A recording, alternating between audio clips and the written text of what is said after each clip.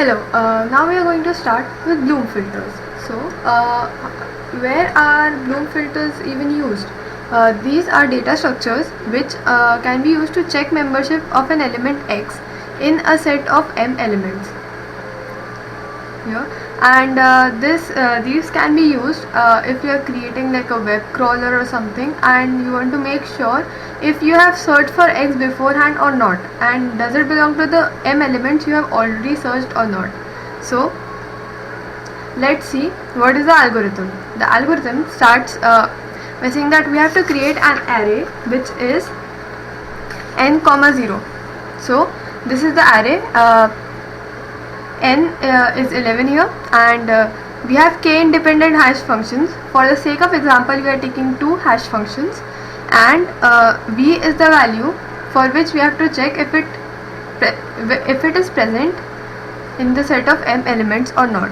So we pass it through the hash function and we get the index I as the value of the hash function, and it is always less than n.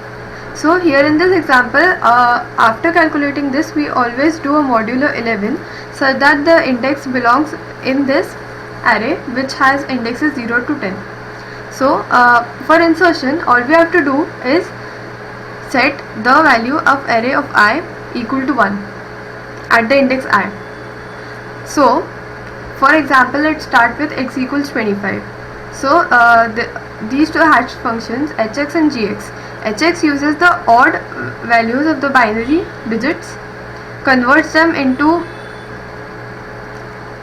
a number, and then we do modulus 11 to get the answer. So assume that this all is initially all of this is 0.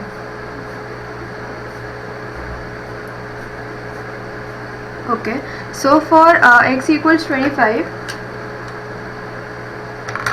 for x equals 25, we the value of h is 5, h of x. So this becomes 1, and g of x is 2. So for index 2, this becomes 1. And now for let's say the next value is 159. We are still performing the insertion. So for 159 we do the same things and we get 0 and 7. So 0 becomes 1, and at the index 7 the value becomes 1. Moving on, now we also insert 585. For this the values are 7 and 9. You can check if the values are correct or not, but this is all for an example. And so 7 is already 1 here, so we'll let it be, and for this 9 we convert this to 1. Now moving on to membership testing.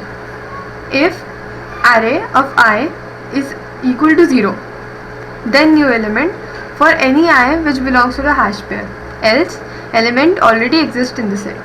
So for 118 we do this, convert it to binary, and for hash function we get 5 and 3. So for 5 the value is 1, so it is okay, but for 3 the value is 0. So this element is not present in this membership set. And if we again let's check for 585 again. So for this 7 is 1, and for 9 it's also 1. So it is present. Now moving on to what are the drawbacks of Bloom filters. So the drawbacks of Bloom filters are false positives. When bits generated by hash function for an input which was never really seen before are all set to 1, we falsely identify it as already being present. So let's see this with an example. Our next number is 162. We convert it to binary and then find the value of two of its hash functions. We get 2 and 0. For 2 the array is already 1, and for 0 the array is already 1. But we know that only 25, 159 and 588 were added and 162 was not added. But still using this we get that 162 is actually present, and this is the case of false positives. So how can we minimize false positive? So we can minimize false positives by increasing the number of hash functions and making them more and more diverse, so becoming values becoming equal to each other becomes less and less more often. So the complexity of a Bloom filter. Complexity equals big O of n, big O of k, where k is number of hash functions, and for both insertion and membership testing, this is the correct time taken. So this was all for Bloom filters. I hope you understood this, and if you have any questions, please let me know in the comments.